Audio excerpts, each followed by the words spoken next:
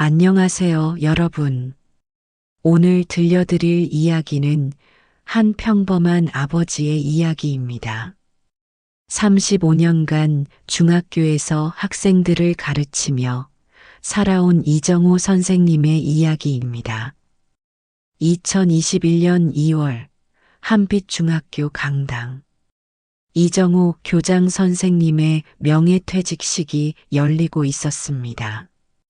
69세의 이정호 선생님은 이날로 35년간의 교육자 생활을 마감하게 되었습니다.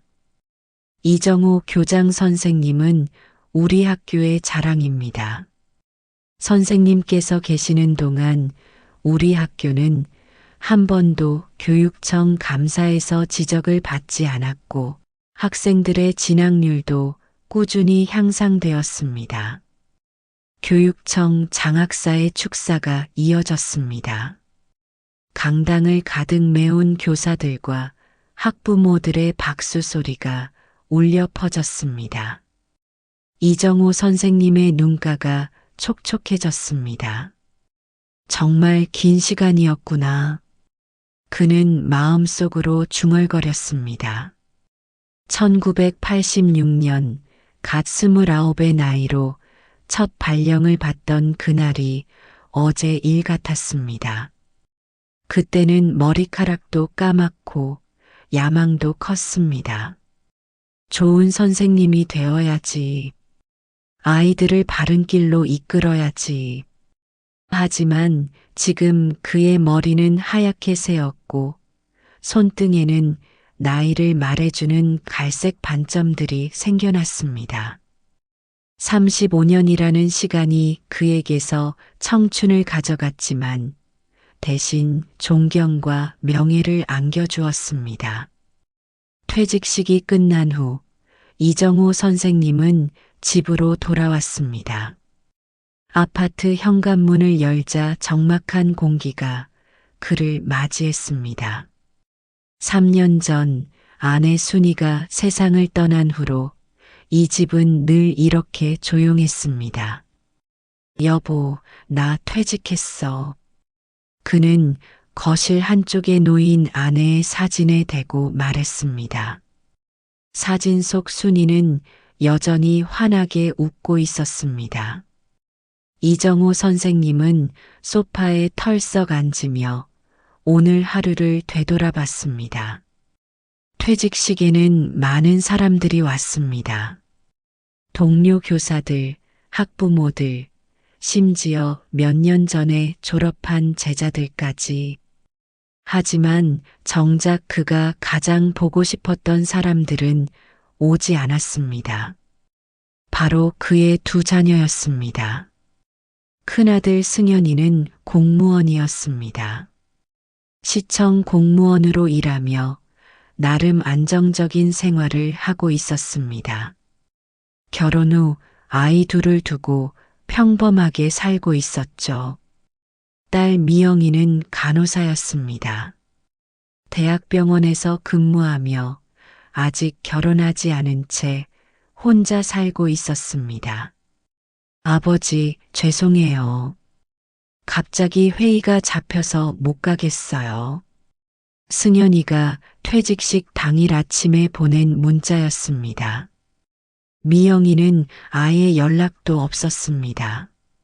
나중에 알고 보니 야근 때문이라고 했지만 이정호 선생님은 섭섭했습니다. 이정호 선생님은 학교에서는 자상한 선생님이었지만 집에서는 다소 엄격한 아버지였습니다. 아이들이 어릴 때부터 공부에 대한 압박을 많이 주었습니다. 공부는 선택이 아니라 의무다.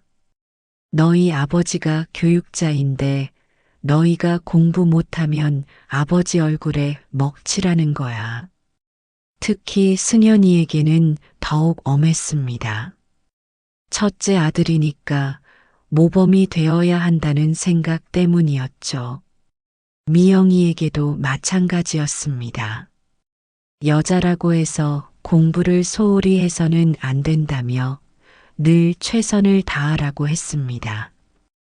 그 결과 두 아이 모두 원하는 대학에 진학했고 안정적인 직업을 가졌습니다.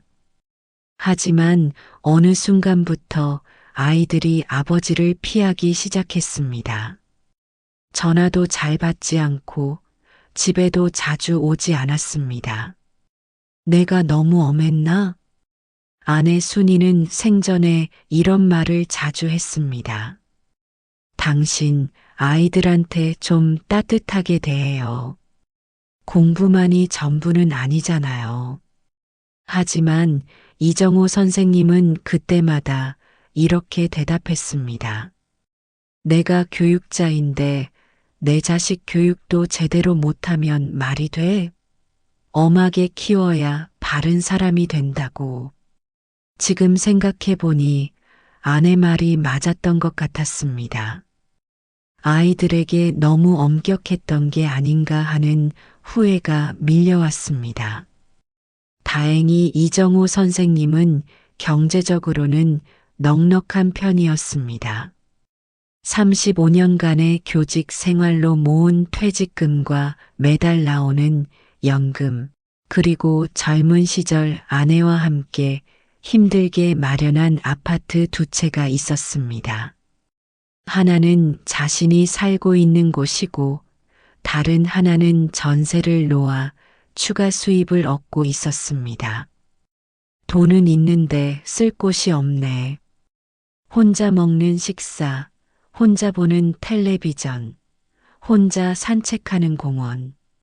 모든 것이 쓸쓸했습니다. 가끔 옛 동료들과 만나기는 했지만 그것만으로는 긴 하루를 채우기 어려웠습니다. 그런 이정호 선생님에게 희망이 되는 건 역시 두 자녀였습니다. 비록 자주 만나지는 못하지만 가끔씩 오는 안부, 전화나 명절 때 함께하는 시간들이 그에게는 큰 위안이 되었습니다. 퇴직한 지 석 달쯤 지난 어느 날 승현이에게서 전화가 왔습니다. 아버지, 안녕하세요. 승현아. 오랜만에 전화하네. 잘 지내고 있지? 네, 아버지도 퇴직하시고 어떠세요? 적응은 되세요? 그럭저럭이지. 할 일이 없으니까 좀 심심하긴 해. 아버지, 그런데 죄송한 말씀인데 제가 좀 부탁드릴 일이 있어서요. 승현이의 목소리가 조금 어색해졌습니다. 이정호 선생님은 무언가 심상치 않다는 것을 느꼈습니다. 무슨 일인데? 사실은 제가 투자를 하나 하려고 하는데요. 동료가 좋은 정보를 알려줬거든요. 부동산 관련 투자인데 수익이 꽤 괜찮을 것 같아요. 투자? 이정호 선생님은 의외였습니다. 승현이는 원래 안정적인 성격이었거든요. 공무원이 된 것도 그런 성격 때문이었는데 갑자기 투자 이야기를 하니 당황스러웠습니다. 얼마나 필요한데? 2천만 원 정도요. 아버지께서 퇴직금도 받으시고 연금도 나오시잖아요. 그리고 이 투자는 정말 확실해요. 6개월 후에 원금의 30% 수익을 보장한다고 하거든요. 30% 수익. 일반적으로 생각하기에는 꽤 높은 수치였습니다. 하지만 승현이가 공무원으로 일하면서 얻은 정보라면 믿을 만하다고 생각했습니다. 그런데 너 혼자서는 안 되겠니? 급여도 받고 있잖아. 네, 제 돈으로는 부족해서요. 그리고 이런 기회가 흔하지 않다고 해서 아버지께서 도와주시면 수익 나면 당연히 나눠드릴게요. 승현이의 목소리에서 간절함이 느껴졌습니다. 이정호 선생님은 잠시 고민했습니다. 2천만 원이 적은 돈은 아니었지만 아들이 부탁하는 일이고 투자 수익도 나쁘지 않다면 해볼 만하다고 생각했습니다. 좋아. 그럼 한번 해보자. 대신 조건이 있다. 네, 말씀하세요. 투자에 대한 자세한 내용을 나에게도 알려줘. 그리고 중간중간 진행 상황도 보고해. 물론이죠, 아버지. 감사합니다. 승연이의 목소리가 갑자기 밝아졌습니다. 이정호 선생님은 아들이 기뻐하는 모습을 상상하며 미소를 지었습니다. 아들에게 도움이 될 수 있어서 다행이다. 라고 생각했습니다. 며칠 후 승연이는 약속대로 투자 관련 서류를 가져왔습니다. 부동산 개발 관련 투자였는데 서류상으로는 그럴듯해 보였습니다. 이정호 선생님은 큰 의심 없이 2천만 원을 승연이에게 건네주었습니다. 아들아, 투자라는 게 원래 위험한 거니까 너무 무리하지는 마라. 네, 아버지. 걱정 마세요. 제가 잘 알아보고 한 거니까요. 그 후로 승연이는 예전보다 자주 연락을 했습니다. 투자 진행 상황을 알려주기도 하고 안부를 묻기도 했습니다. 이정호 선생님은 기뻤습니다. 퇴직 후 외로웠던 마음이 조금씩 달래지는 기분이었습니다. 아버지, 투자가 예상보다 잘 되고 있어요. 조금 더 일찍 수익을 볼 수 있을 것 같아요. 그래, 다행이네. 하지만 몇 주가 지나면서 이상한 점들이 눈에 띄기 시작했습니다. 승연이가 말하는 투자 내용이 계속 바뀌었거든요. 처음에는 부동산 개발이라고 했는데 나중에는 주식 투자라고도 하고 또 어떨 때는 사업 투자라고도 했습니다. 승연아, 투자 내용이 자꾸 바뀌는 것 같은데? 아, 그게 여러 분야에 분산 투자를 하는 거예요. 위험을 줄이기 위해서요. 승연이의 대답은 그럴듯했지만 이정호 선생님은 조금 의심스러웠습니다. 하지만 아들을 믿고 싶었고 혹시 자신이 투자에 대해 잘 몰라서 그런 건 아닌가 생각했습니다. 어느 토요일 오후 이정호 선생님이 집에서 독서를 하고 있을 때 현관벨이 울렸습니다.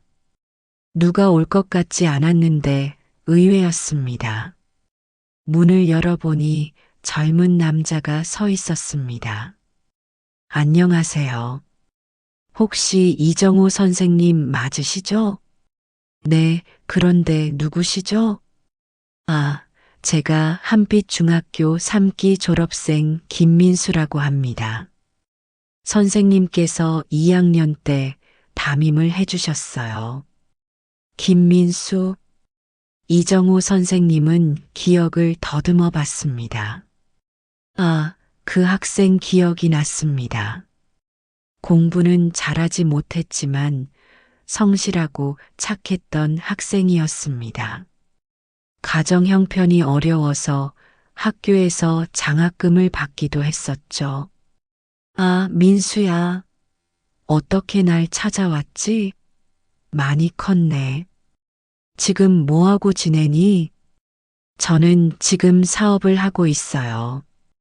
그런데 선생님, 죄송하지만 잠깐 들어가서 말씀드릴 일이 있는데 민수의 표정이 심각해 보였습니다.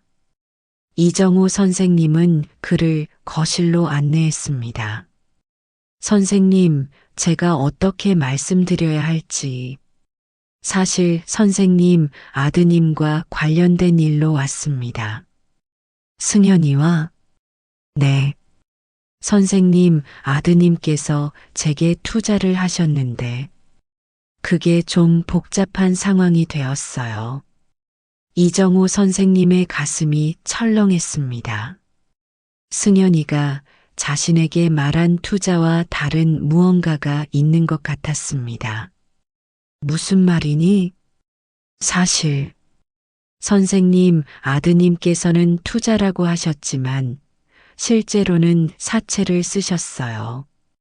제가 운영하는 사업체에서 급전이 필요하다고 해서 돈을 빌려드렸는데 약속하신 날짜가 지나도 갚지 못하고 계세요. 사채? 그 말을 듣는 순간 이정호 선생님의 머릿속이 하얘졌습니다. 승연이가 자신에게는 투자라고 했는데 실제로는 사채를 썼다는 것입니까? 얼마나 빌렸는데? 처음에는 2천만 원이었는데 지금은 이자가 붙어서 3,500만 원 정도 됩니다. 이정호 선생님은 현기증을 느꼈습니다. 자신이 아들에게 준 2천만 원이 이런 식으로 사용될 줄은 꿈에도 몰랐습니다. 그런데 더 충격적인 것은 따로 있었습니다. 김민수가 계속 말을 이어갔습니다. 그리고 죄송하지만 이게 처음이 아니에요. 선생님, 아드님께서는 지난 2년간 여러 곳에서 돈을 빌리셨어요. 주식 투자, 코인 투자, 부동산 투자, 여러 가지 명목으로요. 이정호 선생님의 손이 떨리기 시작했습니다. 자신이 믿고 의지했던 아들이 이런 일을 저질렀다는 사실이 믿어지지 않았습니다. 그리고 가장 충격적인 것은 그 옛날 자신이 가르쳤던 제자가 이런 방식으로 다시 만나게 되었다는 사실이었습니다. 민수야, 그럼 너는 지금 죄송해요, 선생님. 저도 사업이 어려워져서 하지만 선생님을 속이려던 건 아니에요. 선생님, 아드님께서 확실히 갚겠다고 하셔서 방 안에 침묵이 흘렀습니다. 이정호 선생님은 김민수를 바라보며 복잡한 심정에 빠져들었습니다. 과연 승연이는 왜 이런 일을 벌인 것일까? 그리고 앞으로 어떻게 해야 할까? 존경받던 교육자 이정호, 그의 평온했던 퇴직 생활에 예상치 못한 균열이 생기기 시작했습니다. 아들 승연이의 진짜 모습이 조금씩 드러나고 있는 가운데 옛 제자 김민수의 등장으로 상황은 더욱 복잡해졌습니다. 과연 승연이는 아버지에게 무엇을 숨기고 있는 걸까요? 그리고 이정호 선생님은 이 상황을 어떻게 헤쳐나갈까요? 김민수가 돌아간 후 이정호 선생님은 밤잠을 이루지 못했습니다. 머릿속에서는 온갖 생각들이 맴돌았습니다. 승연이가 왜 거짓말을 했을까? 정말 사채를 썼을까? 아니면 민수가 거짓말을 하는 건 아닐까? 다음 날 아침 이정호 선생님은 승연이에게 전화를 걸었습니다. 승연아, 아버지다. 시간 좀 있니? 만나서 이야기할 일이 있어. 아, 네, 아버지. 무슨 일이세요? 목소리가 좀 이상하신데. 전화로는 할 수 없는 이야기야. 지금 집으로 올 수 있겠니? 지금요? 근데 오늘은 좀. 승연아. 이정호 선생님의 목소리에 단호함이 실렸습니다. 지금 당장 와야 한다. 중요한 일이야. 평소 온화했던 아버지의 이런 어조에 승연이는 뭔가 심상치 않음을 느꼈습니다. 네, 알겠습니다. 1시간 후에 갈게요. 1시간 후 승연이가 아버지 집에 도착했습니다. 평소보다 얼굴색이 좋지 않았습니다. 이정우 선생님은 아들을 거실로 안내한 후 바로 본론을 꺼냈습니다. 승연아, 어제 민수가 왔었다. 민수요? 누구 말씀이세요? 김민수, 내가 한빛중학교에서 가르쳤던 학생, 3기 졸업생 말이야. 승연이의 얼굴이 순간 하얗게 변했습니다. 이정호 선생님은 그 표정만 봐도 모든 것을 알 수 있었습니다. 민수가 뭐라고 했는데요? 내가 투자한다고 한 2천만 원이 사실은 사채였다고 하더구나. 그것도 이자가 붙어서 지금은 3,500만 원이 되었다고. 승연이는 아무 말도 하지 못했습니다. 고개를 숙인 채 손을 비비적거리기만 했습니다. 승연아, 아버지 눈을 보고 대답해. 이게 사실이니? 아버지, 죄송해요. 작은 목소리로 나온 승연이의 대답에 이정호 선생님의 가슴이 내려앉았습니다. 혹시나 했는데 역시 사실이었습니다. 왜 거짓말을 했니? 투자라고 했으면서. 사실은 제가 주식 투자에서 큰 손실을 봤어요. 승연이가 떨리는 목소리로 말을 시작했습니다. 2년 전부터 동료들이 주식으로 큰 돈을 번다는 얘기를 듣고 저도 시작했거든요. 처음에는 조금씩 하려고 했는데 욕심이 나더라고요. 이정호 선생님은 말없이 듣고 있었습니다. 코로나 때 집값이 오르고 주식도 많이 올랐잖아요. 그때 제 주변 사람들은 다 돈을 벌었는데 저만 놓친 것 같았어요. 그래서 대출을 받아서 투자했는데. 대출을? 네. 처음에는 은행에서 신용대출을 받았어요.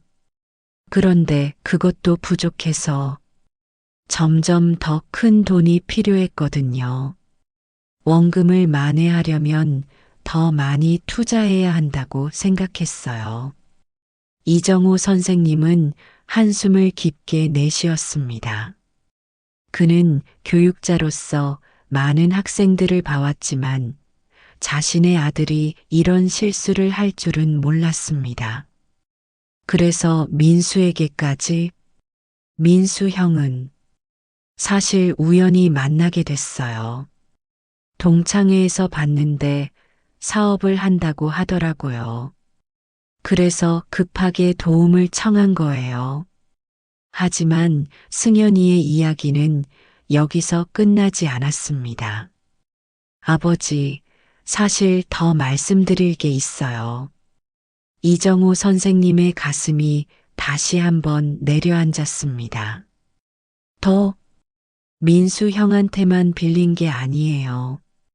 다른 곳에서도 총 1억 정도 빚이 있어요. 1억?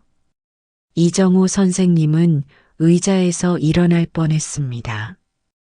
2천만 원도 놀랐는데 1억이라니. 카드사 현금 서비스, 캐피털 대출, 그리고 몇 군데 더. 이자가 계속 불어나고 있어요.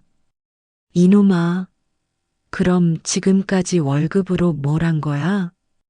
월급은 이자 내기도 벅찼어요. 생활비도 써야 하고 아이들 학비도. 이정호 선생님은 머리를 감쌌습니다. 상황이 생각했던 것보다 훨씬 심각했습니다. 그때 승연이의 휴대폰이 울렸습니다. 화면에는 집사람이라고 표시되어 있었습니다. 승현이는 전화를 받기를 망설였지만 계속 울리자 어쩔 수 없이 받았습니다. 여보, 지금 어디야? 며느리 수진이의 목소리가 스피커폰으로 새어 나왔습니다. 이정우 선생님도 들을 수 있었습니다. 아버지 집에 있어. 또, 어제도 뭔가 수상하더니. 설마 또 돈 이야기하는 거 아니지? 아니야, 그게 아니라. 승현아, 나 정말 지쳤어. 이런 식으로는 안 돼. 아이들도 있는데 언제까지 이럴 거야? 며느리의 목소리에서 절망감이 느껴졌습니다. 이정우 선생님은 며느리의 심정도 이해할 수 있었습니다. 지금 집으로 당장 와. 이야기할 게 있어. 전화가 끊어졌습니다. 승현이의 얼굴이 더욱 어두워졌습니다. 승현아, 수진이가 알고 있니? 빚이 이렇게 많다는 걸? 일부는 알고 있어요. 그런데 전부는 말 못했어요. 왜? 수진이가 아이들 때문에 스트레스를 많이 받거든요. 큰아이는 중학생인데 학원비가 만만치 않고 둘째도 초등학생이라. 이런 상황을 다 말하면 수진이가 견디지 못할 것 같아서요. 이정우 선생님은 복잡한 심정이었습니다. 며느리와 손자들까지 이 일에 휘말리게 된 것입니다. 그럼 수진이는 지금 뭘 알고 있는 거니? 투자 실패로 좀 어렵다는 정도만요. 그리고 아버지께 도움을 청한다는 것도 싫어해요. 왜? 아버지께서 저희에게 늘 엄격하셨잖아요. 수진이는 그게 부담스럽다고 해요. 그리고 자존심도 있고. 잠시 침묵이 흘렀습니다. 이정우 선생님은 상황을 정리하려고 노력했습니다. 1억의 빚, 높은 이자, 가정불화. 모든 것이 꼬여 있었습니다. 아버지, 승현이가 조심스럽게 말을 꺼냈습니다. 정말 죄송하지만 한 번만 더 도와주실 수 없을까요? 이정우 선생님은 승현이를 바라봤습니다. 아들의 얼굴에는 절망과 간절함이 동시에 서려 있었습니다. 얼마나? 5천만 원만요. 그러면 고금리 대출부터 정리할 수 있어요. 그리고 정말로 이번이 마지막이에요. 5천만 원. 이정우 선생님에게는 큰 돈이었지만 불가능한 금액은 아니었습니다. 퇴직금과 전세 보증금을 합하면 충분했습니다. 승현아, 정말 마지막이야? 이번에 정리하면 다시는 이런 일 없을 거지? 네, 아버지. 맹세해요. 정말 이번이 마지막이에요. 그때 초인종이 울렸습니다. 이정우 선생님이 문을 열어보니 딸 미영이가 서 있었습니다. 아빠, 안녕하세요. 오빠 차가 아래 있던데. 무슨 일 있어요? 미영이는 간호사답게 상황을 빨리 파악하는 편이었습니다. 아버지와 오빠의 어두운 표정을 보자마자 심상치 않음을 느꼈습니다. 미영아, 들어와. 거실로 들어온 미영이는 승현이의 모습을 보고 놀랐습니다. 평소 단정했던 오빠가 머리도 헝클어지고 얼굴도 초췌해 보였거든요. 오빠, 무슨 일이야? 얼굴이 왜 이래? 승현이는 대답하지 못했습니다. 이정우 선생님이 대신 상황을 설명해 주었습니다. 1억? 오빠가 빚이 1억이나 돼? 미영이의 목소리가 높아졌습니다. 그것도 모르게 아빠한테 거짓말까지 하면서 미영아, 목소리 좀 낮춰. 이웃들이 들어. 아빠, 이게 목소리 낮출 일이에요? 오빠가 아빠를 완전히 속인 거잖아요. 미영이는 화가 나 있었습니다. 평소 성실하다고 생각했던 오빠가 이런 일을 저질렀다는 것도 놀라웠지만 더 화가 나는 것은 아버지를 속였다는 점이었습니다. 오빠 도박한 거야? 아니면 정말 투자? 도박은 아니야.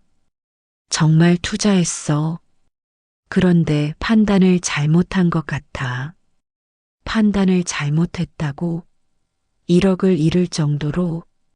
미영이는 병원에서 일하면서 여러 사람들을 봐왔습니다. 투자나 도박으로 가정이 파탄난 환자들의 가족도 많이 봤습니다. 그런데 자신의 가족이 그런 상황에 처할 줄은 몰랐습니다. 아빠, 오빠한테 더 이상 돈을 주시면 안 돼요. 미영이가 단호하게 말했습니다. 왜? 이런 식으로 해결되는 게 아니에요. 제가 병원에서 비슷한 케이스를 많이 봤어요. 가족이 계속 도와주면 본인은 절대 정신을 못 차려요. 미영아, 그래도 내 오빠인데. 그러니까 더 걱정되는 거예요. 오빠, 솔직히 말해봐. 아빠가 5천만 원 더 주신다고 해서 정말 끝날 수 있어? 아니면 또 다른 툴을 생각하고 있는 거 아니야? 승현이는 대답하지 못했습니다. 사실 마음 한구석에서는 이번 기회에 투자금을 회복해보고 싶다는 생각도 있었거든요. 오빠, 차라리 개인회생 신청을 해. 미영이가 현실적인 대안을 제시했습니다. 개인회생? 응. 빚이 너무 많으면 법적으로 정리하는 방법이 있어. 물론 신용등급은 떨어지겠지만 이런 식으로 가족들까지 끌어들이는 것보다는 낫지. 그런데 그러면 공무원 신분에 문제가 생기지 않을까? 승현이가 걱정스럽게 물었습니다. 그건 알아봐야겠지만 지금 상태로 계속 가다가는 더 큰 문제가 생길 수도 있어. 이정호 선생님은 두 자녀의 이야기를 들으며 고민에 빠졌습니다. 아들을 도와주고 싶은 부모의 마음과 이것이 정말 해결책인지에 대한 의구심 사이에서 갈등했습니다. 그때 승현이의 휴대폰이 다시 울렸습니다. 이번에는 알 수 없는 번호였습니다. 여보세요? 승현 씨죠? 저 김민수입니다. 어제 약속하신 일정 언제쯤 가능하실까요? 김민수의 목소리였습니다. 이정호 선생님과 미영이도 들을 수 있었습니다. 아, 민수 형. 지금 가족들과 상의하고 있어요. 조금만 시간을 주시면.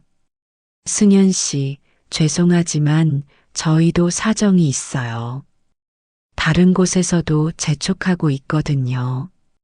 전화기 너머로 김민수의 다급함이 전해졌습니다. 그럼 언제까지 가능하실까요? 일주일. 일주일만 시간을 주세요. 일주일이요? 좀 길지 않나요? 민수 형, 제발 부탁드려요. 정말 일주일이면 정리할 수 있어요. 전화가 끊어진 후 거실에는 무거운 침묵이 흘렀습니다. 이정호 선생님은 상황이 생각보다 급박하다는 것을 느꼈습니다. 좋아. 이정호 선생님이 입을 열었습니다. 이번이 정말 마지막이라는 조건으로 도와주겠다. 아빠, 미영이가 반대했습니다. 미영아, 아버지 결정이야. 그래도 내 오빠가 공무원인데 신용불량자가 되면 안 되잖니. 하지만 대신 조건이 있다. 이정호 선생님이 승연이를 바라봤습니다. 앞으로 모든 금융 거래를 나한테 보고해. 그리고 투자는 절대 하지 마라. 알겠니? 네, 아버지. 정말 감사해요. 승연이의 눈에 눈물이 맺혔습니다. 그런데 그때 이정호 선생님의 집 전화가 울렸습니다. 집 전화로는 별로 연락이 오지 않아서 의외였습니다. 여보세요? 혹시 이정호 선생님 댁 맞나요? 낯선 남자의 목소리였습니다. 네, 그런데 누구시죠? 저는 대신금융 김 과장이라고 합니다. 승연 씨와 관련해서 연락드렸는데요. 이정호 선생님의 얼굴이 굳어졌습니다. 승연이와 미영이도 긴장한 표정으로 아버지를 바라봤습니다. 승연 씨께서 보증인으로 아버님을 등록하셨는데 연체가 계속되고 있어서요. 혹시 대신 변제 가능하신지 문의드리고 싶습니다. 이정호 선생님의 손이 떨렸습니다. 승연이가 자신을 보증인으로 등록했다고 이런 일까지 있었다니. 잠시만요. 제가 언제 보증을 섰나요? 서류상으로는 작년 8월에 보증인 동의서를 작성하신 것으로 되어 있습니다. 작년 8월. 이정호 선생님은 기억을 되짚어 봤습니다. 그때 승연이가 무슨 서류에 도장을 찍어달라고 했던 기억이 있었습니다. 투자 관련 서류라고 했는데 이정호 선생님은 승연이를 바라봤습니다. 승연이는 고개를 숙인 채 아무 말도 하지 못했습니다. 상황은 처음 생각했던 것보다 훨씬 더 복잡하고 심각해 보였습니다. 이정호 선생님 앞에 새로운 충격이 찾아왔습니다. 아들 승연이는 아버지 모르게 보증인으로 등록까지 해놓았던 것입니다. 5천만 원을 주기로 결심했던 이정호 선생님, 과연 이 결정이 옳았을까요? 그리고 승연이에게는 또 어떤 비밀이 숨어 있을까요? 전화를 끊은 후 거실에는 무거운 침묵이 흘렀습니다. 이정호 선생님은 승연이를 똑바로 바라봤습니다. 승연아, 설명해봐. 내가 언제 보증을 섰다는 거야? 아버지, 그게... 승연이는 말을 제대로 잇지 못했습니다. 옆에서 듣고 있던 미영이가 참지 못하고 끼어들었습니다. 오빠 대체 뭘 한 거야? 아빠를 보증인으로? 동의도 없이? 동의는 받았어. 승연이가 작은 목소리로 말했습니다. 언제? 작년 8월에. 아버지께 투자 관련 서류에 도장 찍어달라고 했을 때 이정호 선생님은 그때를 기억해냈습니다. 승연이가 급하다며 서류 여러 장에 도장을 찍어달라고 했었습니다. 투자 수익금 수령을 위한 서류라고 했었죠. 그때 그 서류 중에 보증서가 있었다는 얘기야? 네. 죄송해요. 이정호 선생님의 가슴이 터질 것 같았습니다. 자신이 믿고 있던 아들이 이런 식으로 자신을 속였다는 것이 믿기지 않았습니다. 얼마나 보증을 선 거야? 3천만 원이요. 3천만 원? 미영이가 깜짝 놀랐습니다. 그런데 이자가 붙어서 지금은 5천만 원 정도 될 거예요. 이정우 선생님은 머리를 감쌌습니다. 승연이에게 5천만 원을 줘도 모자랄 판이었습니다. 대신 금융에서만 5천만 원이고 민수에게 3,500만 원, 그리고 다른 곳들까지 합치면 총 얼마야? 1억 5천만 원 정도요. 1억 5천만 원. 처음에 들었던 1억에서 또 5천만 원이 늘어났습니다. 이정우 선생님은 현기증을 느꼈습니다. 그때 현관문이 열리는 소리가 들렸습니다. 며느리 수진이가 들어왔습니다. 평소보다 표정이 어두웠고 뭔가 결심을 한 듯한 모습이었습니다. 아버님, 안녕하세요. 수진이는 이정우 선생님께 인사를 한 후 승연이를 바라봤습니다. 여보, 이야기 다 했어? 수진아, 아버님도 이제 다 아시죠? 우리 상황을. 수진이의 목소리에는 체념이 섞여 있었습니다. 수진아, 앉아. 우리가 지금 상의하고 있었어. 이정우 선생님이 며느리를 거실로 안내했습니다. 수진이는 소파에 앉으며 한숨을 깊게 내쉬었습니다. 아버님, 죄송해요. 제가 남편을 제대로 못 봤어요. 사실 저도 어느 정도는 알고 있었어요. 수진이가 입을 열었습니다. 남편이 주식한다는 건 알고 있었는데 이렇게까지 심각할 줄은 몰랐어요. 계속 괜찮다고, 곧 회복할 수 있다고 하니까. 언제부터 알았니? 작년 여름쯤부터요. 카드 대금이 갑자기 많이 나왔거든요.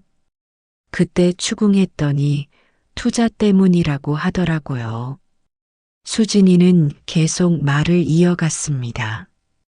처음에는 믿었어요. 남편이 공무원이고 안정적인 사람이니까 설마 큰 문제를 일으킬까 싶었거든요. 그런데 몇 달 전부터 이상한 전화들이 오기 시작했어요. 대출 상담이라든지 연체 안내라든지. 그때부터 정말 심각한 상황이구나 싶었죠. 그럼 아이들은 알고 있니? 이정우 선생님이 걱정스럽게 물었습니다. 아직 모르는 것 같아요. 그런데 분위기는 느끼고 있어요. 제가 요즘 스트레스를 많이 받다 보니까 아이들한테도 신경질을 많이 냈거든요. 수진이의 목소리가 떨렸습니다. 큰아이가 어제 물어보더라고요. 엄마, 아빠랑 싸웠어? 요즘 집 분위기가 이상해라고. 이정우 선생님은 손자들 생각에 마음이 아팠습니다. 아직 중학생, 초등학생인 아이들이 이런 분위기를 느끼고 있다니. 아이들 학원은 어떻게 하고 있니? 그게 큰아이 학원비를 몇 달째 밀리고 있어요. 학원에서 연락이 와서 어떻게 하냐고 하는데 답변을 못하고 있어요. 수진이가 가정 경제의 실상을 털어놓기 시작했습니다. 남편 월급이 400만 원 정도인데요. 각종 대출 이자만 300만 원이 넘어요. 생활비, 아이들 용돈, 학원비까지 하면 매달 적자예요. 그럼 지금까지 어떻게 버텼니? 제가 간병 아르바이트를 했어요. 밤에 병원에서. 그런데 그것도 한계가 있더라고요. 미영이가 놀랐습니다. 올케가 간병일까지 하고 있었다니. 언니, 그런 일을 하고 있었어요? 미영 씨는 모르셨죠? 남편한테 말하지 말라고 했거든요. 자존심 상할까 봐서. 이정호 선생님은 상황을 정리해 봤습니다. 아들의 빚만 1억 5천만 원, 거기에 자신이 보증선 5천만 원까지. 며느리는 간병 아르바이트까지 하며 가게를 꾸려가고 있고 손자들은 눈치를 보며 살고 있었습니다. 좋아. 내가 도와주겠다. 이정호 선생님이 결심을 말했습니다. 하지만 이번이 정말 마지막이다. 그리고 몇 가지 조건이 있다. 승현이와 수진이가 이정호 선생님을 바라봤습니다.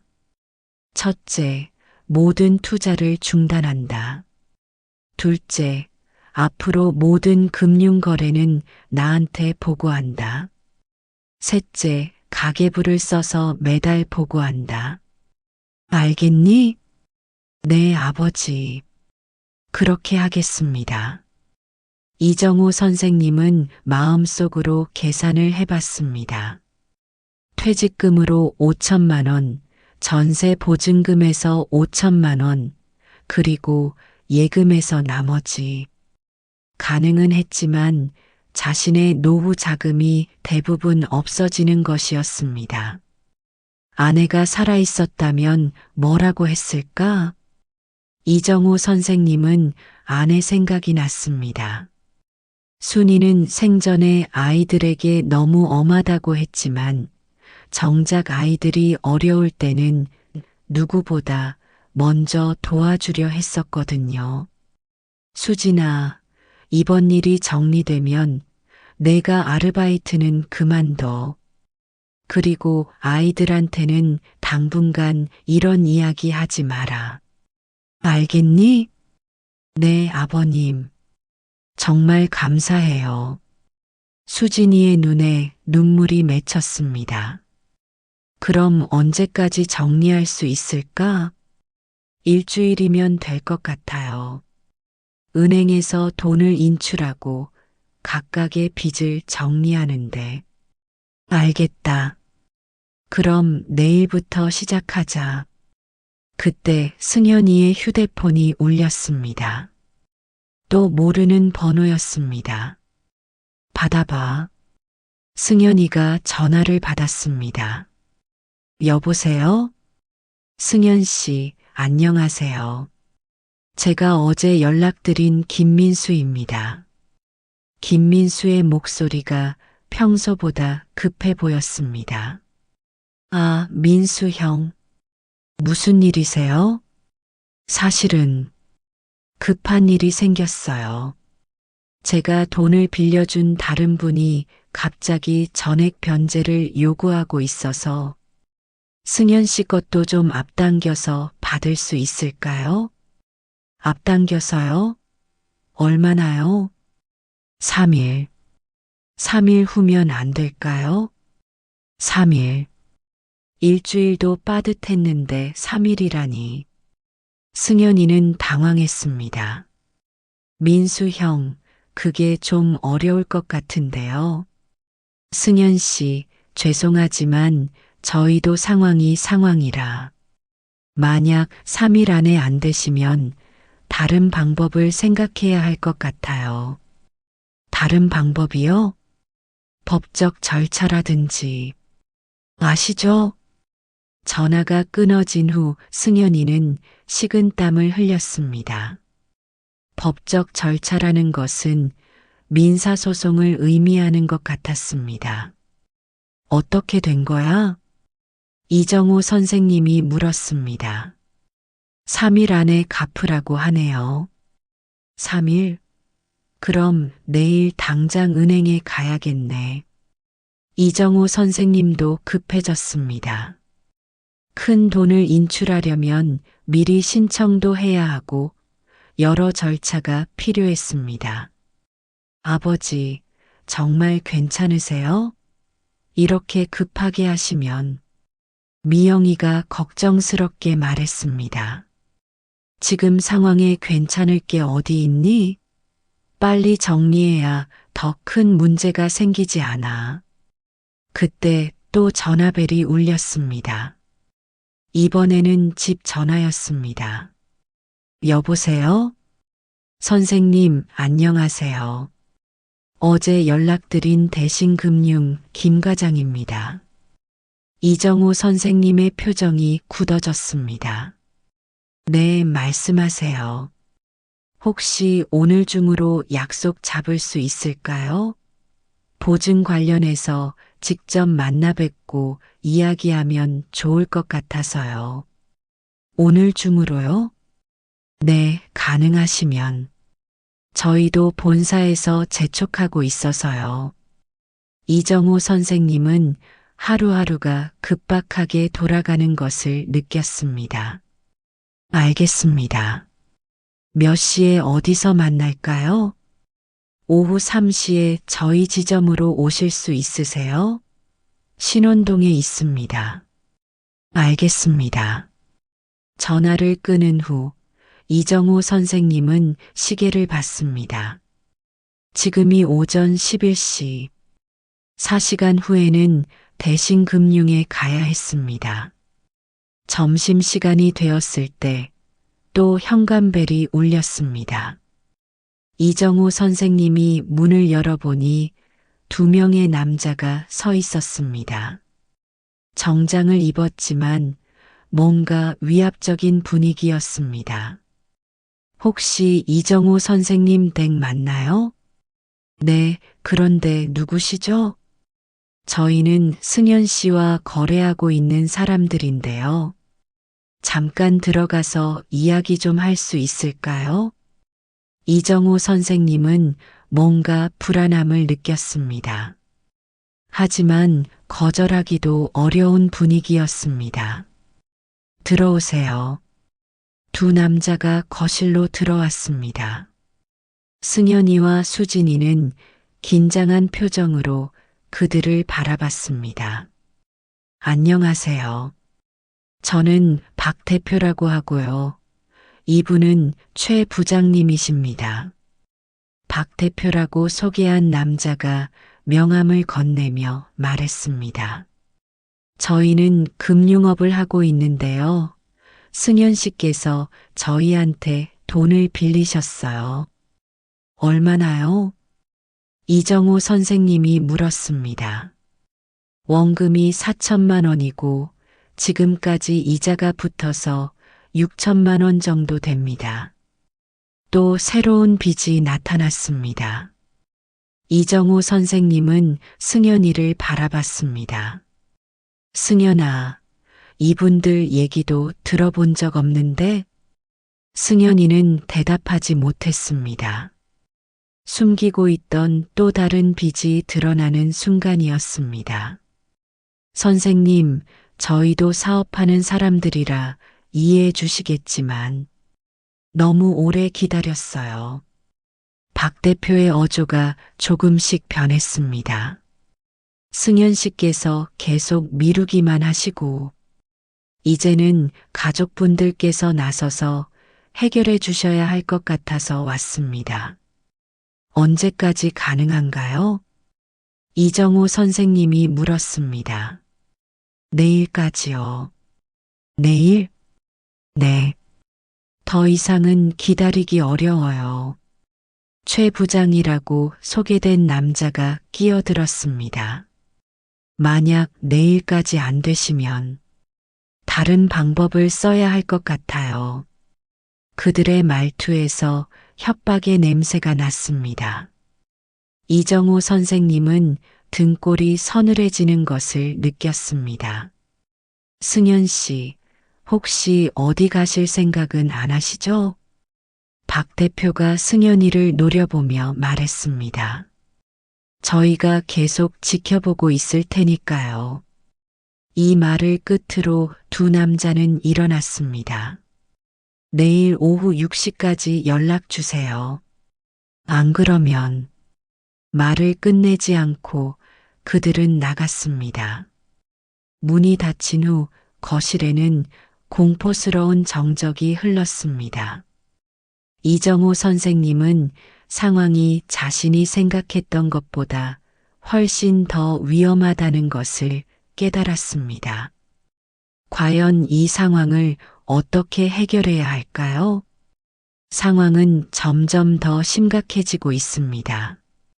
1억 5천만 원이었던 빚은 이제 2억을 넘어섰고 무서운 채권자들까지 나타났습니다. 내일 오후 6시까지 6천만 원을 마련해야 하는 급박한 상황. 과연 이정호 선생님은 이 위기를 헤쳐나갈 수 있을까요? 그리고 승연이에게는 또 어떤 비밀이 숨어 있을까요? 그날 밤 이정호 선생님은 잠을 이루지 못했습니다. 거실 소파에 앉아 계산기를 두드리며 돈을 어떻게 마련할지 고민했습니다. 퇴직금 7천만 원, 전세 보증금 1억, 예금 3천만 원, 총 2억은 있다.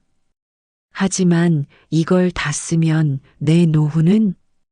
아내 순이의 사진을 바라보며 중얼거렸습니다. 여보, 내가 잘못 판단한 걸까?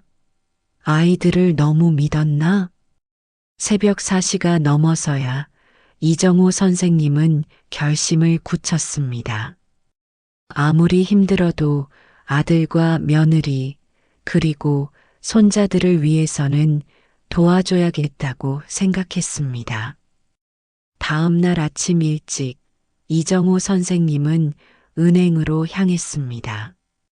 대출을 받고 예금을 해지하고 전세 보증금 반환 절차를 밟았습니다.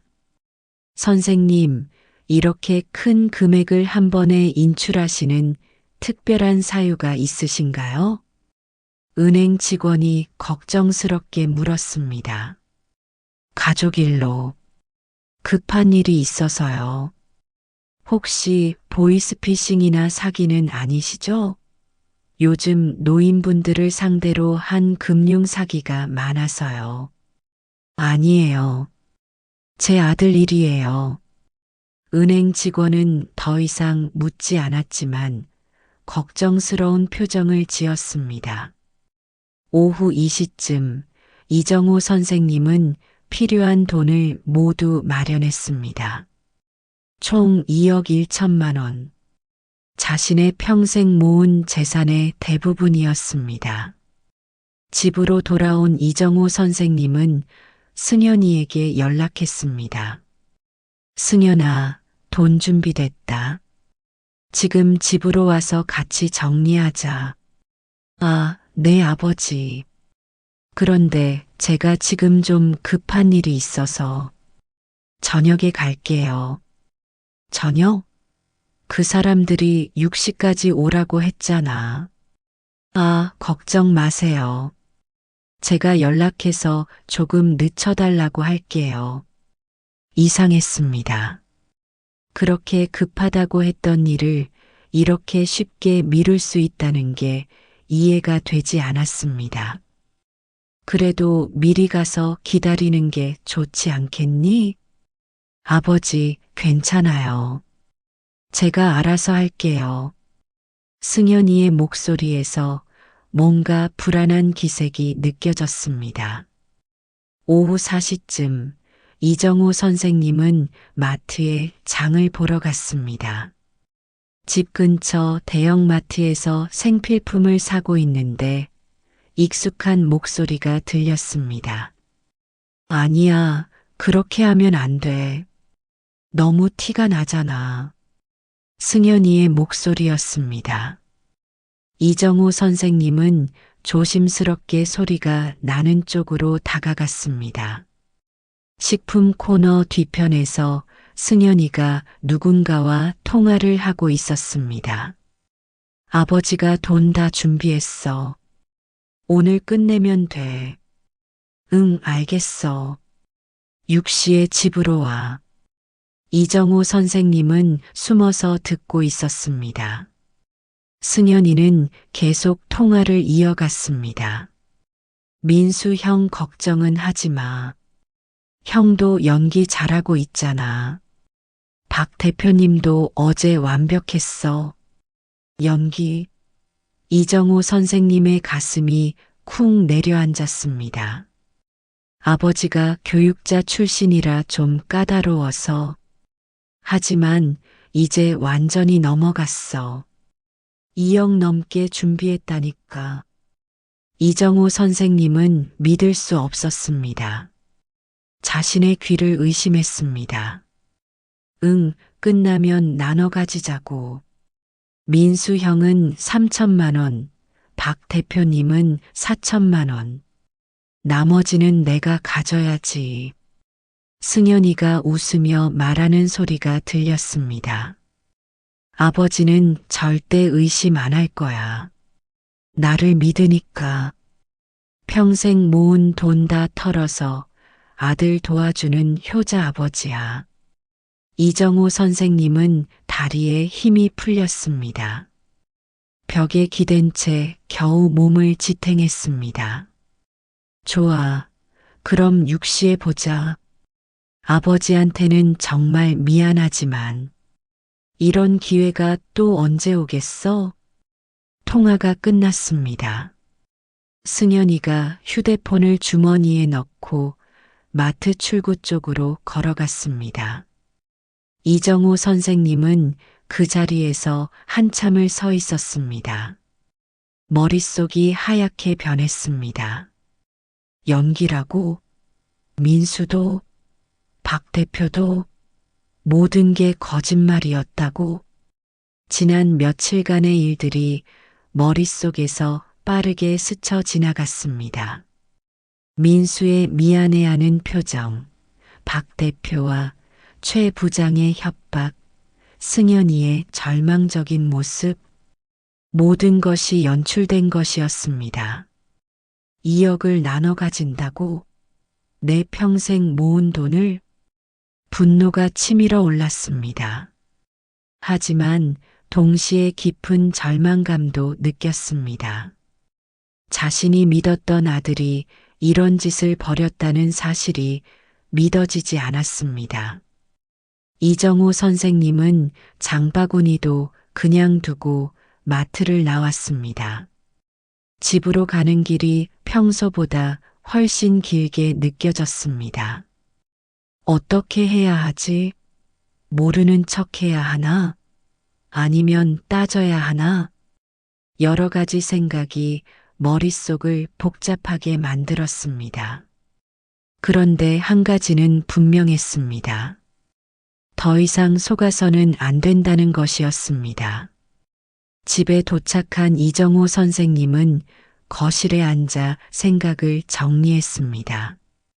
일단 모르는 척하자. 그리고 저들의 계획이 어떻게 되는지 끝까지 지켜보자.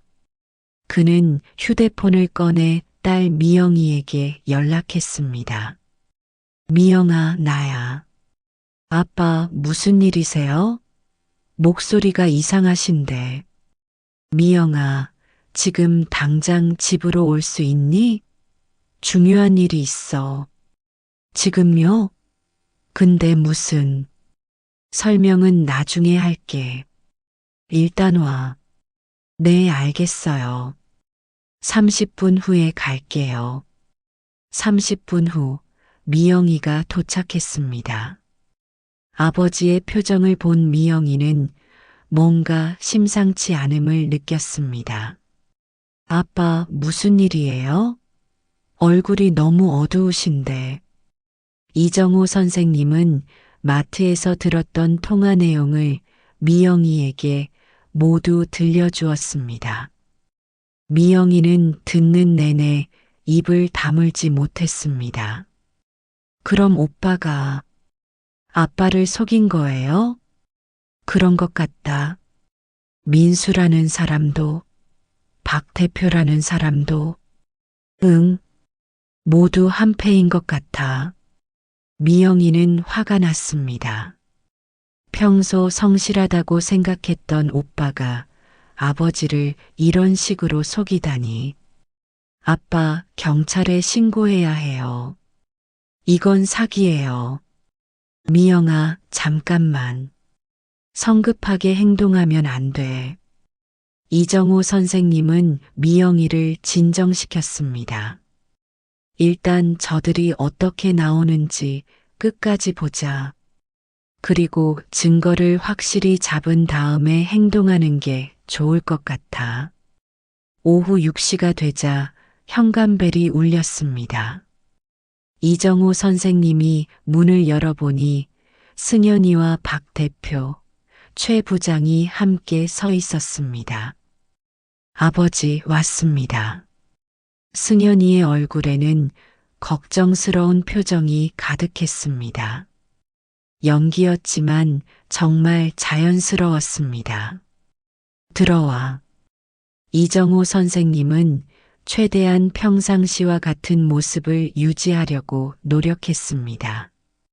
선생님, 안녕하세요. 어제는 좀 급하게 와서 죄송했습니다. 박 대표가 정중하게 인사했습니다.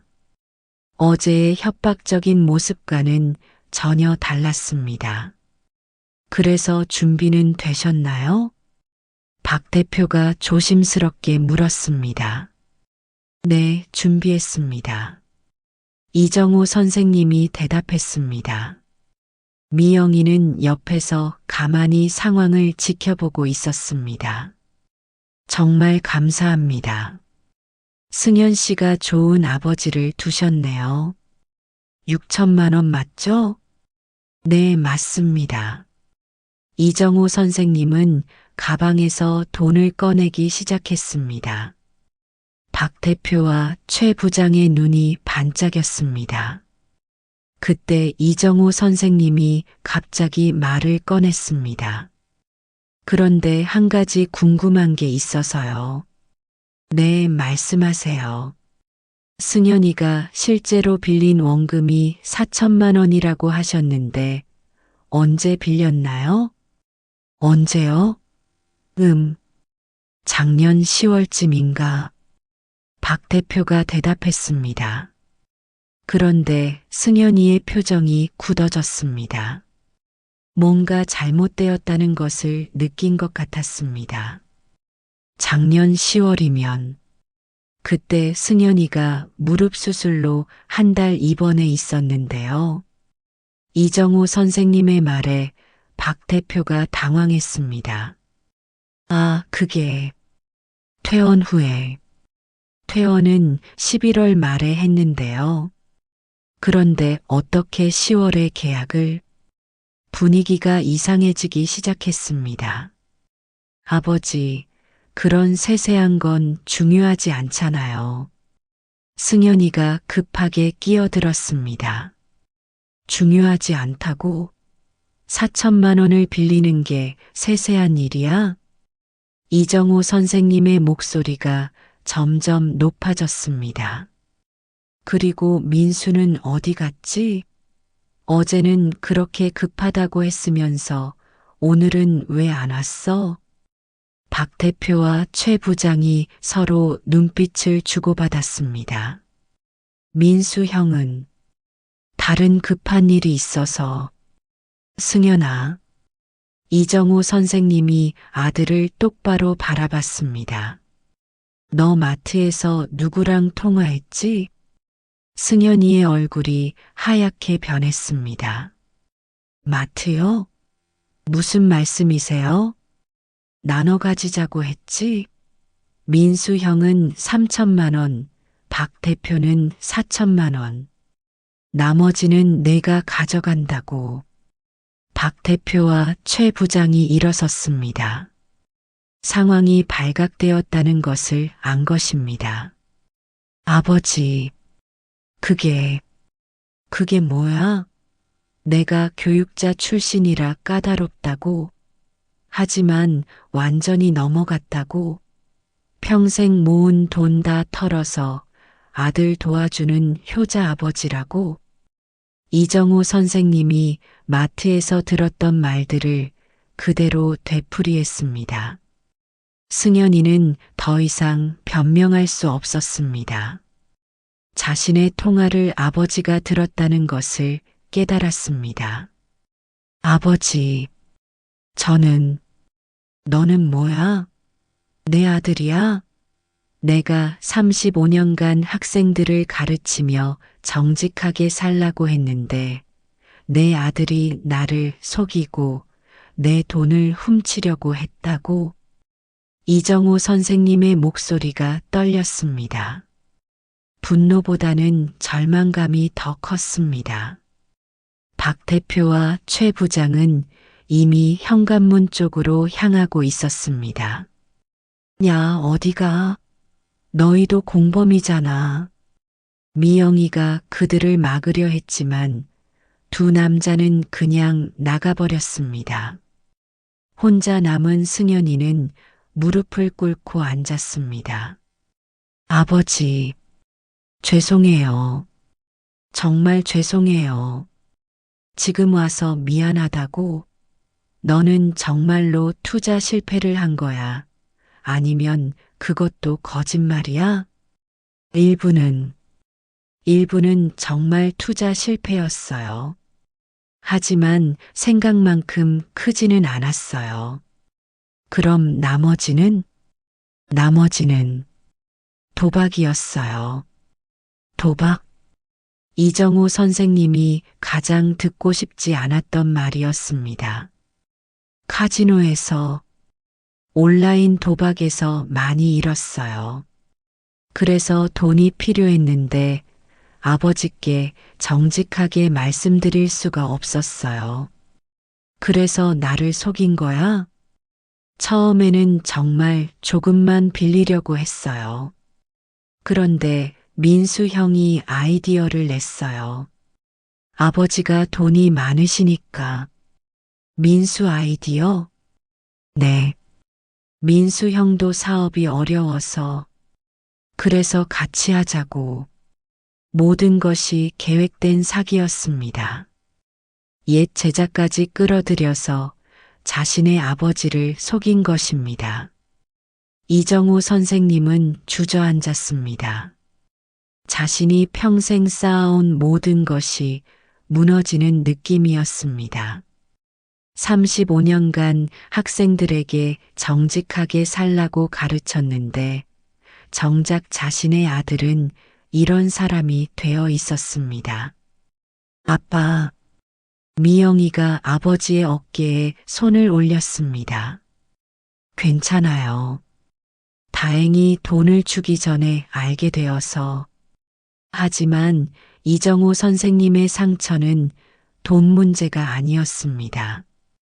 아들에 대한 믿음, 가족에 대한 신뢰 자체가 깨져버린 것이었습니다. 충격적인 진실이 드러났습니다. 승현이와 민수, 그리고 가짜 채권자들까지 모두 한패가 되어 이정우 선생님을 속이려 했던 것입니다. 2억이 넘는 돈을 빼앗으려던 계획이 발각되었지만 이정우 선생님의 마음의 상처는 돈으로 계산할 수 없을 만큼 깊었습니다. 과연 이 가족은 이 위기를 어떻게 극복할까요? 그리고 이정우 선생님은 어떤 결정을 내릴까요? 마지막 화에서 그 결말을 확인해 보시겠습니다. 그날 밤 이정우 선생님은 한잠도 자지 못했습니다. 거실에서 아내의 사진을 바라보며 밤을 새웠습니다. 여보, 내가 아이들을 잘못 키운 걸까? 너무 엄격하게만 했나?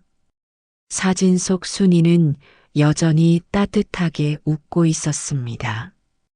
이정우 선생님은 아내가 생전에 했던 말들을 떠올렸습니다. 당신 아이들한테 사랑한다는 말 좀 해요. 공부만 하라고 하지 말고. 아이들도 당신을 무서워해요. 조금만 더 다정하게 해줘요. 그때는 그런 말들이 잔소리로 들렸습니다. 교육자인 자신이 자식 교육을 제대로 못하면 체면이 서지 않는다고 생각했거든요. 하지만 지금 보니 아내 말이 맞았던 것 같았습니다. 다음 날 오전 미영이가 아버지를 찾아왔습니다. 밤새 고민했는지 얼굴이 상당히 피곤해 보였습니다. 아빠 어떻게 하실 거예요? 뭘? 오빠 일 말이에요. 경찰에 신고하실 거예요? 이정우 선생님은 한참을 생각했습니다. 아들이 한 일은 분명 사기였습니다. 법적으로는 고발할 수 있었습니다. 하지만 미영아, 그래도 내 오빠인데 경찰서에 들어가면 공무원 생활도 끝나고 아이들은 어떻게 하고 아빠, 그렇게 생각하시면 안 돼요. 오빠가 잘못한 거예요. 미영이는 단호했습니다. 하지만 아빠가 너무 착하셔서 또 당하실까봐 걱정돼요. 그때 현관벨이 울렸습니다. 이정우 선생님이 문을 열어보니 승연이가 서 있었습니다. 어제보다 더 초췌해 보였습니다. 아버지, 들어가도 될까요? 들어와. 승연이는 거실로 들어와 무릎을 꿇고 앉았습니다. 아버지, 정말 죄송해요. 변명의 여지가 없어요. 지금 와서 뭐하러 왔어? 용서해 달라고. 그리고 정말로 정신 차리겠다고 말씀드리러 왔어요. 이정우 선생님은 아들을 바라봤습니다. 진심으로 뉘우치는 것 같기는 했지만 어제의 충격이 너무 컸습니다. 아버지, 사실은 저 도박 중독이에요. 승연이가 고개를 숙인 채 말했습니다. 처음에는 스트레스 해소용으로 조금씩 했는데 점점 중독되더라고요. 이기면 더 하고 싶고 지면 본전 생각에 더 하게 되고 언제부터? 3년 전쯤부터요. 코로나 때 집에만 있다 보니까 온라인 도박을 시작했어요. 3년 동안? 네. 처음에는 수진이도 몰랐어요. 그런데 작년부터 돈이 모자라기 시작하면서 대출을 받고 카드를 돌려막기 하고 승연이는 자신의 도박 중독에 대해 자세히 설명했습니다. 처음에는 작은 돈으로 시작했지만 점점 큰 돈을 걸게 되었고 결국 수천만 원을 잃게 된 것입니다. 아버지, 저 치료받고 싶어요. 승연이가 간절하게 말했습니다. 도박 중독 치료 센터가 있다고 하더라고요. 거기서 상담도 받고 치료도 받고 정말로 끊고 싶어요. 정말이야? 네. 어제 집에 가서 수진이하고도 이야기했어요. 수진이가 아이들 데리고 친정에 가겠다고 하더라고요. 저 혼자서라도 치료받겠다고 했어요. 이정우 선생님은 승연이의 표정을 살펴봤습니다. 진심인 것 같았지만 여전히 믿기 어려웠습니다. 승연아, 내가 조건을 걸게. 이정우 선생님이 입을 열었습니다. 첫째, 지금 당장 도박 중독 치료를 시작해라. 둘째, 앞으로 모든 금융 거래는 나한테 보고해라. 셋째, 민수와 박 대표한테 가서 사과하고 다시는 이런 일 벌이지 않겠다고 다짐해라. 네, 그렇게 하겠습니다. 마지막으로 당분간 나는 내게 경제적 지원을 하지 않겠다. 내가 스스로 해결해야 해. 승연이는 고개를 끄덕였습니다. 알겠습니다.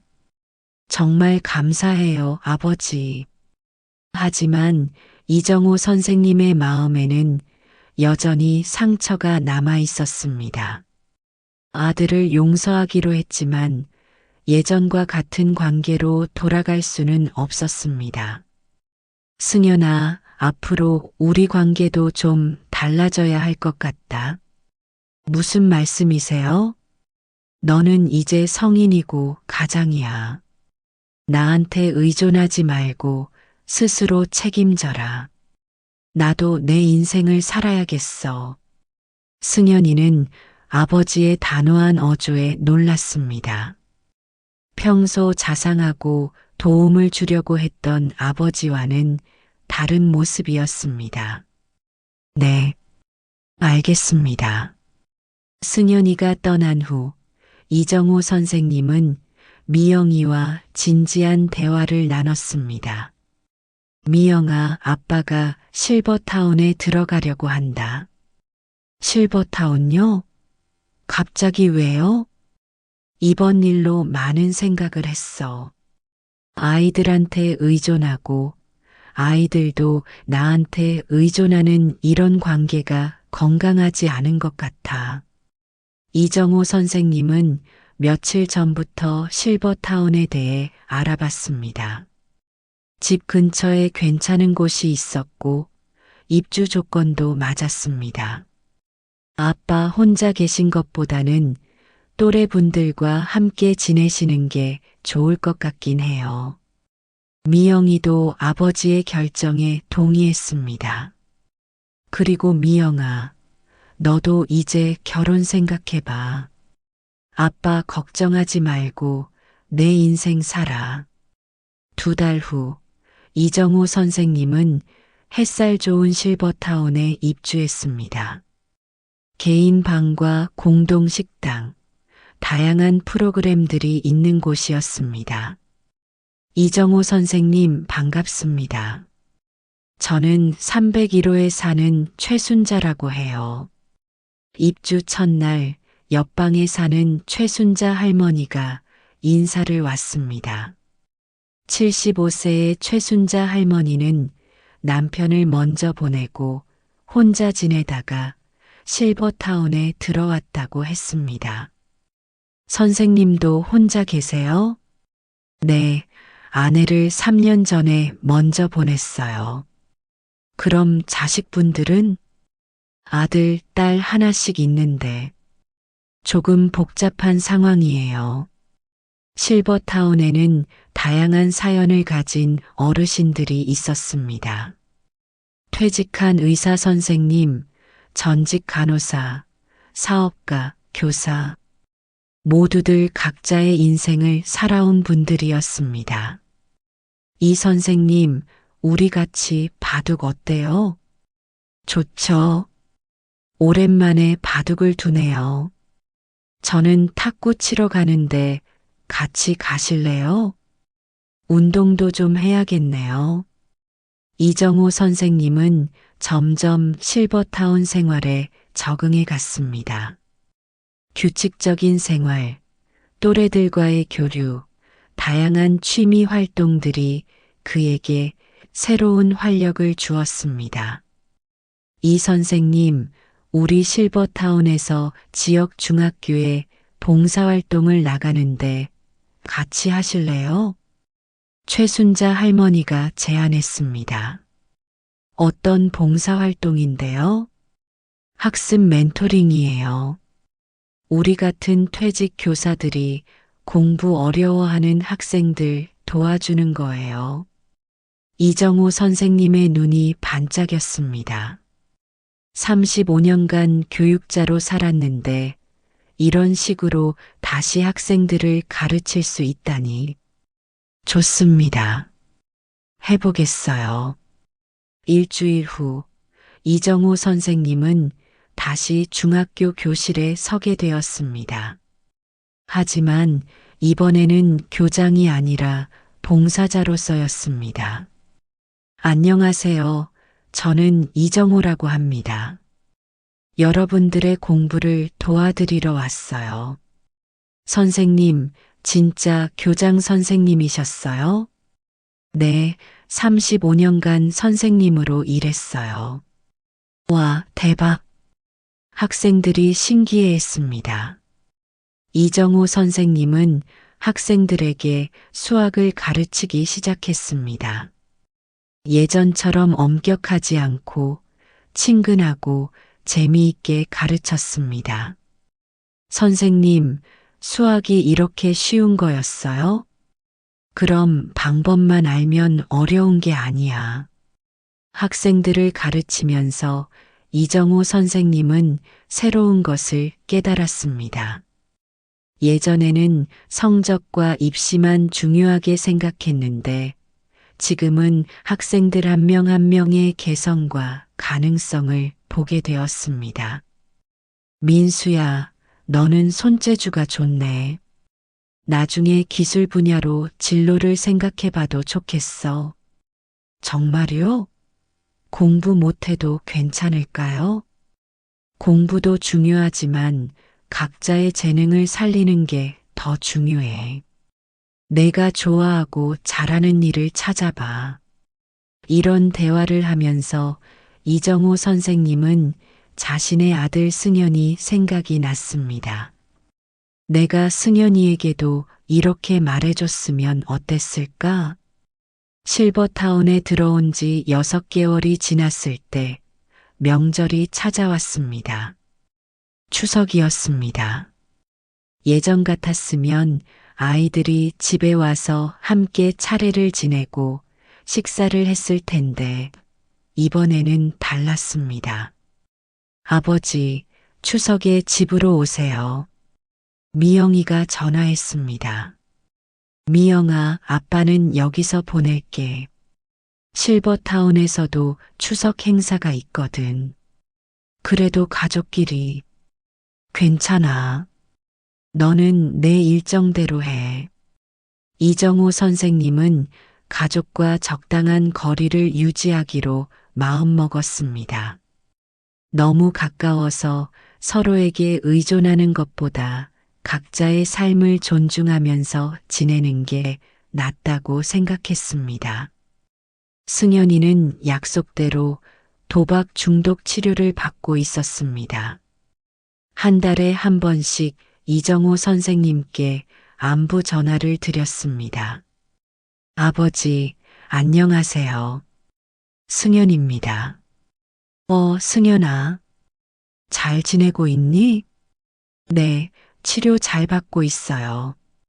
벌써 6개월째 도박 안 하고 있어요. 그래, 다행이네. 수진이와 아이들도 집으로 돌아왔어요. 아직은 어색하지만 점점 나아지고 있어요. 이정호 선생님은 아들이 변하고 있다는 것을 느꼈습니다. 하지만 여전히 조심스러웠습니다. 아버지, 제가 경제적으로 도움 청하지 않고 혼자 해결하고 있어요. 어렵지만 보람도 있어요. 좋은 일이다. 계속 그렇게 해. 실버타운에 들어온 지 1년이 되었을 때 이정호 선생님은 유언장을 작성했습니다. 변호사와 상담을 받고 정식으로 작성한 것입니다.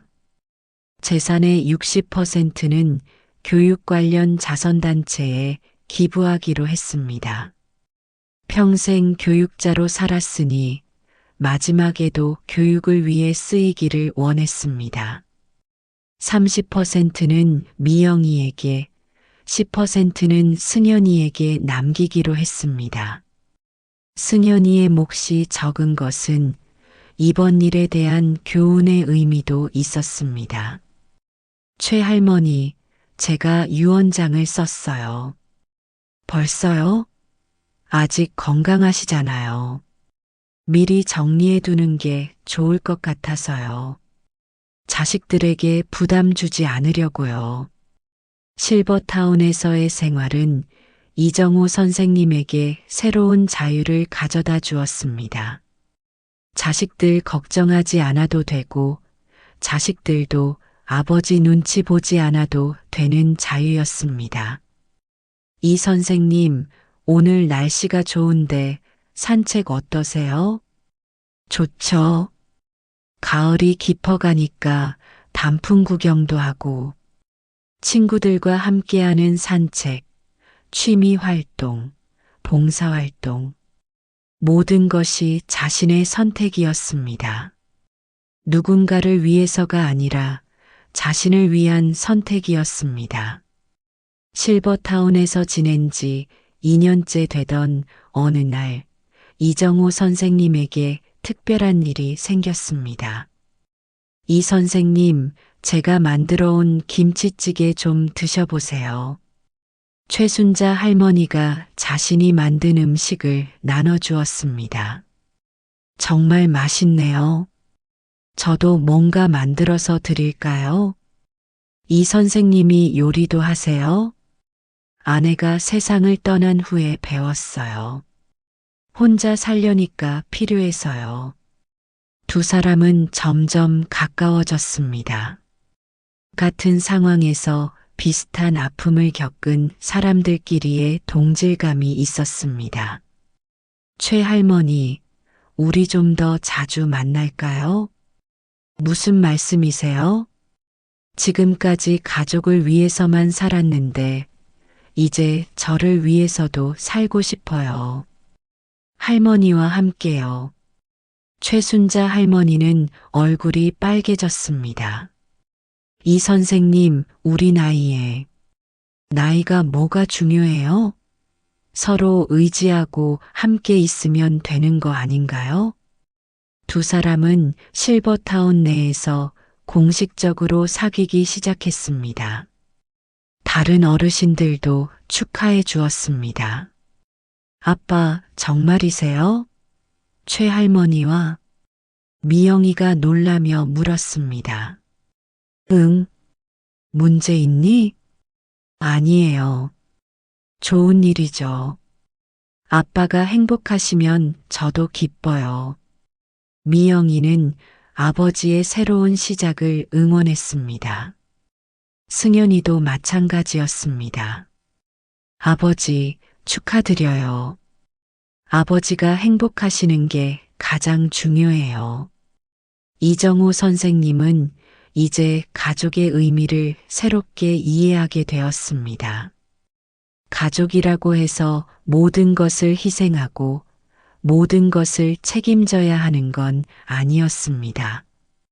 서로의 삶을 존중하고 적당한 거리를 유지하면서도 사랑할 수 있었습니다. 최 할머니, 우리 결혼할까요? 이 나이에 결혼을요? 형식적인 결혼이 아니라 진짜 동반자가 되자는 의미예요. 좋아요. 서로 의지하면서 살아요. 이정호 선생님과 최순자 할머니는 실버타운에서 작은 결혼식을 올렸습니다. 가족들과 실버타운 친구들이 모두 참석해서 축하해 주었습니다. 아빠, 정말 행복해 보이세요. 미영이가 말했습니다. 그래, 이제 정말 자유로워진 기분이야. 승연이도 아버지께 진심으로 축하 인사를 드렸습니다. 아버지, 새로운 시작 축하드려요. 저도 이제 정말 독립해서 잘 살아보겠어요. 이제 이정호 선생님은 완전히 자유로워졌습니다. 자식들의 문제에 휘둘리지 않고 자신의 인생을 살게 되었습니다. 아침에는 최순자 할머니와 함께 운동을 하고 오후에는 학교에서 봉사활동을 하고 저녁에는 친구들과 취미 활동을 했습니다. 여보, 오늘 하루도 행복했어요. 나도 그래. 이렇게 살 수 있다는 게 감사해. 어느 날 저녁, 이정호 선생님은 일기를 쓰고 있었습니다. 오늘로 실버타운에 들어온 지 3년이 되었다. 처음에는 아들의 배신 때문에 상처받고 절망했지만 지금 돌이켜보니 오히려 잘된 일이었던 것 같다. 그 일이 없었다면 나는 계속 자식들에게 의존하고 자식들도 나에게 의존하며 살았을 것이다. 진정한 독립과 자유를 경험하지 못했을 것이다. 이제 나는 진짜로 자유롭다. 아무에게도 구속받지 않고 아무도 구속하지 않는다. 가족은 여전히 소중하지만 서로의 삶을 존중하는 관계가 되었다. 순자와 함께하는 새로운 인생도 행복하다. 늦은 나이에 찾은 사랑이지만 그래서 더 소중하다. 아이들도 이제 각자의 길을 잘 가고 있다. 승연이는 도박을 끊고 새로운 사람이 되어가고 있고 미영이도 곧 결혼을 앞두고 있다. 이렇게 모든 것이 제자리를 찾아가는 것 같다. 2년 후 이정호 선생님은 여전히 실버타운에서 행복하게 살고 있었습니다. 최순자 할머니와의 생활도 안정되었고 봉사활동도 계속하고 있었습니다. 승연이는 완전히 도박을 끊었고 가족과의 관계도 회복되었습니다. 더 이상 아버지에게 경제적 도움을 청하지 않았고 스스로 가정을 꾸려가고 있었습니다. 미영이는 좋은 사람을 만나 결혼했고 행복한 신혼생활을 하고 있었습니다. 이정호 선생님은 가끔 아이들과 만나지만 예전처럼 간섭하지 않았습니다. 서로의 삶을 존중하면서 진정한 가족의 사랑을 나누고 있었습니다. 여러분, 오늘 이정호 선생님의 이야기는 여기서 마무리됩니다. 처음에는 아들의 배신으로 큰 상처를 받았지만 결국 그것이 새로운 시작의 계기가 되었습니다. 가족이라는 이름으로 서로를 구속하고 의존하는 관계에서 벗어나 서로의 삶을 존중하고 지지하는 건강한 관계로 발전한 것이죠. 늦은 나이에도 새로운 사랑을 찾고 자신만의 삶을 개척해 나가는 이정호 선생님의 모습에서 우리는 진정한 자유와 행복의 의미를 발견할 수 있습니다. 나이는 숫자에 불과하며 언제든지 새로운 시작을 할 수 있다는 희망적인 메시지를 전해주는 이야기였습니다. 다음 시간에도 여러분의 마음을 따뜻하게 해드릴 또 다른 이야기로 찾아뵙겠습니다. 감사합니다. 35년간 교육자로 살아온 이정호 선생님의 이야기가 막을 내렸습니다. 아들의 사기 사건이라는 큰 위기를 겪었지만 그것을 통해 진정한 자유와 행복을 찾게 되었습니다. 가족에 대한 무조건적 희생에서 벗어나 건강한 경계를 설정하고 자신만의 새로운 삶을 개척해 나가는 모습이 인상적이었습니다. 늦은 나이에도 새로운 사랑을 찾고 봉사와 취미를 통해 의미 있는 삶을 살아가는 이정호 선생님의 이야기는 우리 모두에게 희망과 용기를 주는 이야기였습니다.